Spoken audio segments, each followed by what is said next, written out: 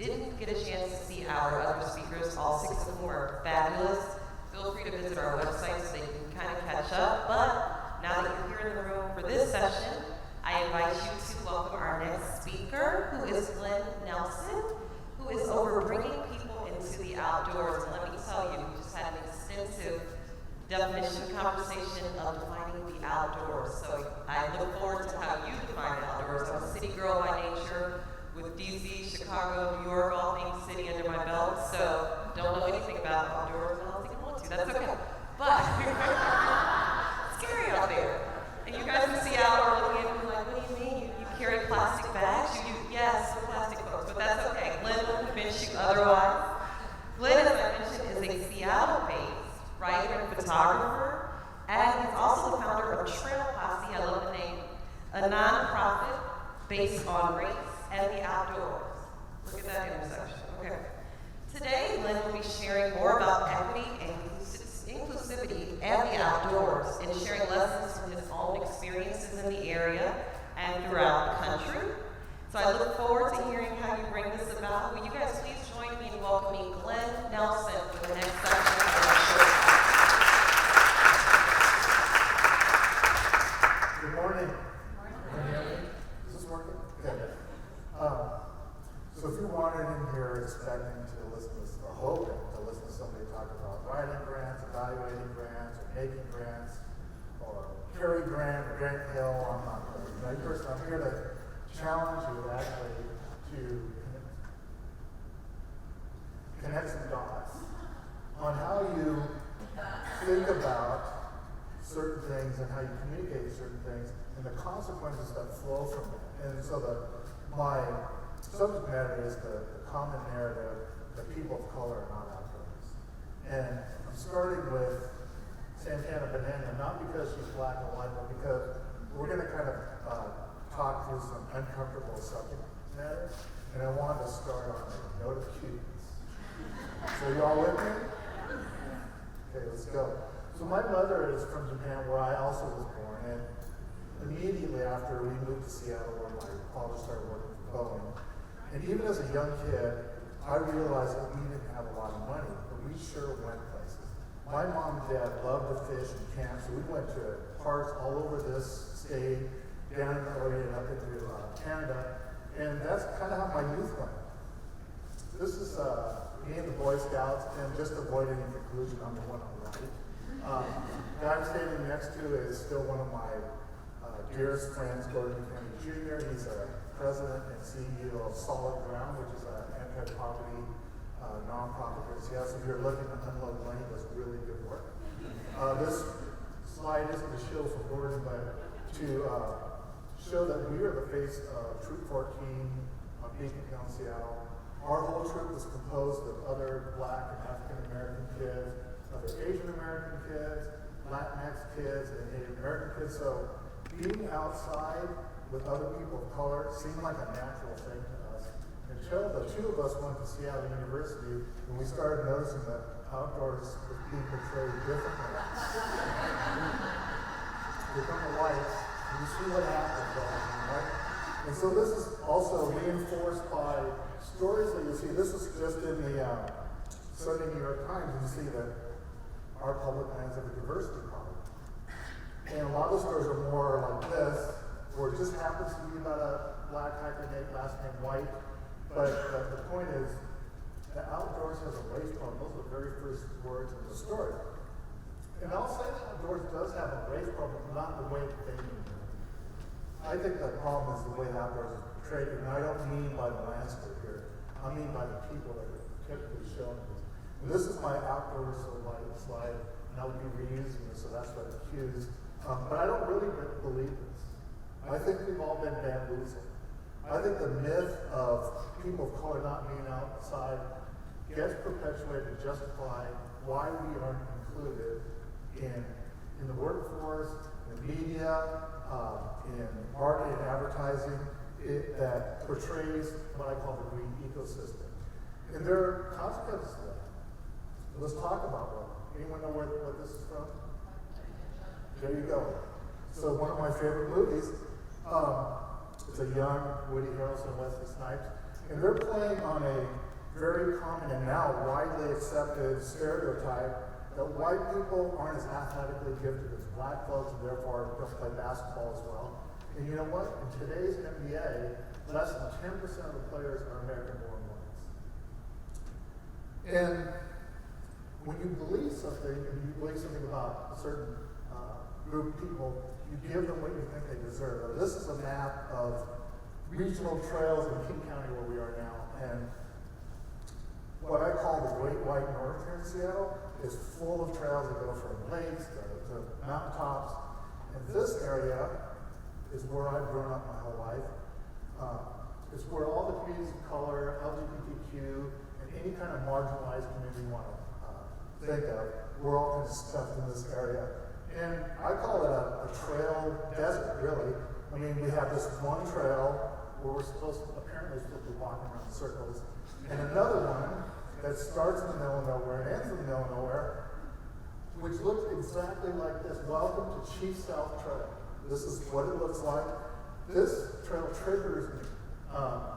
When I was growing up, when my father was teaching my mother how to drive, they'd go out and practice after Sunday dinner and leave my brother and I with our babysitter, Mr. Television, and we'd watch a show called The Outer Limits, which equates today to like the Twilight Zone, which Jordan Peele's bringing back. And there was an episode that I'll never forget that these transmission towers turn into these electrified monsters. So I'll be danged if I ever. So hopefully we're staging up for the idea I want to introduce. And one of the things I want to point out is I'm interchanging two words, outdoors and outside. And to me, they mean the same thing, but I think to most people, each one conjures up a different notion, right? So I want to say we are outside. Yeah, now you have photographic proof. So I write about the intersection of race and outdoors all the time, and many of my stories have comment sections. And besides the nasty racist ones, the one I get most of the time goes something like, what are you talking about? The outdoors is for all. There are no whites only signs at trailheads and campsites. You people, right, aren't outdoors because you don't want to be. To which I say, what you talking about, Willis? Because our history, the history of this country is full of examples of people of color who are brought here because of our mastery of the land and our hardiness to outdoors. This has led to complications in the way we look and recreate outside. This is a story I wrote for the New York Times in 2015 in the lead up to the centennial of the National Park Service. And I was discussing why our national park visitation is 80% white, in the workforce is 83% white, in a country that's nearly 40% non-white. And so, back to this map. Where I live is the land of Rainier. I live in a neighborhood called Upper Rainier Beach. The main thoroughfare that runs through that area is Rainier Avenue South. A lot of other neighborhoods are named Rainier this, Rainier that, because Mount Rainier, which I hope you've seen since you've been here, looms over us in everyday life. And so I asked 3 dozen of my neighbors of color, you look at this mountain all the time, have you actually ever been? One person said she had. And she said she couldn't convince her family or friends to join her. And there are a lot of reasons for that. There's a lot of fear about what you might encounter. Grizzly bears, or the dreaded 3-headed Roosevelt elk, which you only find but the species that we're most afraid of, you guessed it. And so, let's talk about why the concept of the outdoors and the systems that support it are so overwhelmingly white. Here are 2 privileged old white men who could be members of the Sierra Club or Wilderness Society, but we're actually looking at 1906, and this is Teddy Roosevelt and John Mayer, and they're standing on an iconic glacier point overlooking what would become Yosemite National Park. And they are sowing the seeds of our national park system, and they're also talking about this notion of wilderness. pristine, faraway places that can act as respite from urban stressors. When I hear the term urban stressors, you know who I think they're talking about? People like us, because we have in our heads of what happens when you go out in the woods, right?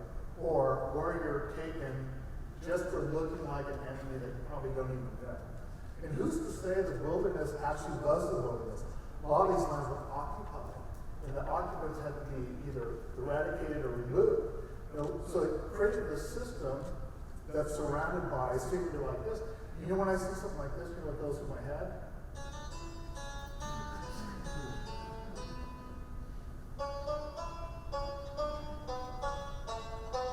Exactly. So it's no wonder that people of color tend to want to recreate in larger groups. It plays into our history of wanting to congregate for reasons of safety and support, and the fact that we were congregated by institutionally racist methods like redlining. And it plays into our cultural inclination to focus on extended families. So this kind of a setting doesn't really fit into a system that caters to being alone in the middle of nowhere, right? So let's go to 1965. Paul Petzel founds the National Outdoor Leadership School, aka NOLS, which teaches people how to take other people into public lands. And so Petzel is building on something that happened the year before, 1964, which is the signing of the Wilderness Act. Also in 1965, Dr. Martin Luther King Jr. started talking about visiting the mountaintop. And let me tell you, he's not doing it in climbing shoes with carabiners and rope. He's building on landmark legislation that was also signed in 1964 called the Civil Rights Act. So what this creates is dual tracks that rarely intersect. One is the wilderness, where people of privilege and means try to realize the highest form of themselves by climbing granite walls, tagging peaks, and hiking trails that stretch from Mexico to Canada. And then you have the Civil Rights Act, where people of color are struggling just to be recognized as human beings, right? So it sets up this dichotomy in outdoors where there's stories like this white couple that finds the backcountry. You guys know where that is? The backcountry is way far away. They find that too crowded, so they're looking for places in the middle of nowhere that are even more in the middle of nowhere. And then we have stories of Rahal Ali, who hiked the Appalachian Trail on the East Coast, and she comes back with stories about heroin it was for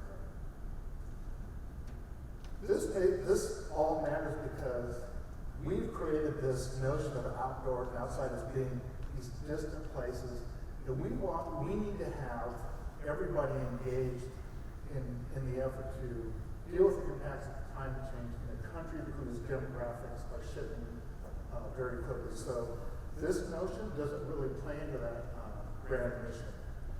There's a place, I'll tell you, that has this as the snow-capped peaks, engaging wildlife, that on every given day, including today, looks like this. This is Seward Park, in which all the community around it uses.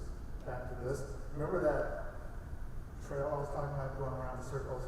That's Seward Park. And Seward Park is nestled in a zip code 98118, in which at least 59 different languages are spoken. And the interesting thing is, in most of those languages, they're not equivalent words to the terms that make up the American lexicon for recreation. And I'll let my friend Nancy Fernandez explain this more eloquently. We never talk about this in Spanish, there's no discussion about going hiking, so it's una caminata, and then I asked my parents, how do you say hiking, what does this mean, and I acted out, they're like, oh, una caminata, or una campaña, these words I have never used them in Spanish, because there's just no discussion about this at all in my family. So something as seemingly minute as linguistic disconnection causes this major schism in the outdoors. This is a group called Outdoor Afro, and we've just been on what we call a bird hive, which some would call bird watching, except bird watching, according to the U.S. Fish and Wildlife Service, is 93% white. So of course, we're not bird watching, right? And they, and most of the people that we see at Seward Park are actually walking around a 2.5-mile loop around the only old-growth forest in Seattle, encountering all kinds of wildlife, and touching upon the shore of Lake Washington, which a lot of people would call hiking, but we call just taking a walk, so we're not counted as recreators in the system. But when you talk about matters like this in your own language with your own people, the outcomes are dramatically different. So I'm a founding member and now on the steering committee of the Next 100 Coalition, which is a national alliance of civil rights, community, and conservation groups of color, which advocate for more inclusive management of public lands. And in the summer of 2016, you remember what was going on back then, right? We commissioned voters of color, we commissioned a poll, and 70% of the respondents said they engaged in outdoor activities. How would we define it? And even higher percentage, in the upper 90%, higher than white groups, supported public lands and putting resources into maintaining them. I also draw inspiration on this matter from my immigrant mother and immigrant mother-in-law, and this is her sister, who's also from Colombia. And they look at this a little bit differently than we do. They look at it in the way that we do when we purchase a membership and say AAA, right? And you get this whole list of benefits. To them, becoming a citizen of the United States includes the benefit that you own part of this grant system. So they look at it completely differently. And all the better if some of these units are culturally relevant to us. This is in South Central Idaho, where people of Japanese descent like myself were incarcerated at the outbreak of World War II. And connected to this is another unit. You can take a ferry from the waterfront to a place called Bainbridge Island, where the very first people of Japanese descent were forcibly removed. And now there's the Japanese American Exclusion Memorial. And I like visiting this place not only for the symbolism, but also because it's surrounded by moss-covered trees and it sits on a shoreline that really reminds me of another place I like to go, which is Olympic National Park on the Pacific Coast, about 4 hours away from here. And it looks like this. It also looks like this, but this isn't Olympic National Park. This is 5 minutes away from my house in a place called Kubota Garden. So it makes you think about, what are we talking about when we talk about the outdoors or being outside, and who inhabits those places? So I thought a lot about that actually. Last summer and spring, I monitored an osprey nest for 3.5 months. And between their antics and the antics of other species that share habitat with them, my witnesses show better than anything I could find in that place. And the best part of this, it was right in the middle of Seattle. I was going to say a 10-minute drive from here, but with our traffic, it's probably a half an hour away. In the shadow of Husky Stadium on the campus of the University of Washington, you can see the little osprey monument if you look closely enough. Nearby nature. I spent 3.5 months outside that the mainstream would agree with. Right? And when you're monitoring osprey nests, you have a lot of time to think, waiting for things to happen. And so my mind would wander to this place, which is Rocky Mountain National Park, and I have this photo blown up sitting in my living room because it reminds me of the peace I felt watching the moon set behind the Continental Divide. It also reminds me of what happened a half hour later when I encountered this osprey who was so into bathing into the waves of the rising sun that it allowed me to walk close enough to take this picture with a little lens, not the big one that I used with the other wildlife. And my experience last year got me thinking, like, why did I go all the way to Colorado to Rocky National Park to encounter osprey and glorious sunrises? The miracles of nature happen all around me and all around us. There's millions of us that think this way. So I'm challenging you to adjust the way we think about the outdoors, who's there. And this is the audience participation part of this program. Repeat after me. We are outside. Damn it. That's the most important part.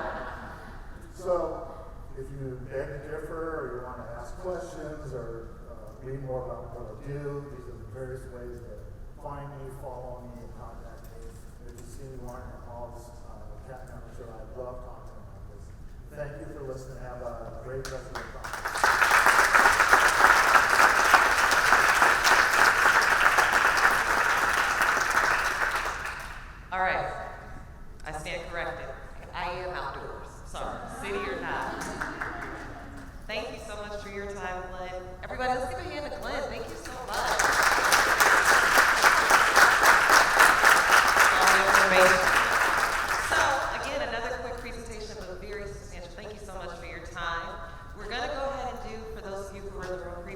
another rotation, but not before you take time to do what? Your evaluations. So, this year we're doing everything in our conference app, which after 2 days I'm sure you have downloaded, or if not, take a second to do that too. Please be sure to evaluate the efforts of both Glenn and Alex, just to show them how much you guys appreciate the content, their time, and give any feedback you can so we can make sure that we are serving. There you go. So we can make sure we're serving your needs. But again, this will be just a little bit of transition time during which you're going to do your evaluations. You're going to take a minute to figure out which one of the tracks you want to go to next. We will be starting in this room again in about 5 minutes. The next session is upstairs, actually. I said it was on this floor, so that you can look in your programs to see which session interests you most. Feel free to take some time to do that. That will be our final of 3 sessions, of which you will do, even if you don't see me, an evaluation there too.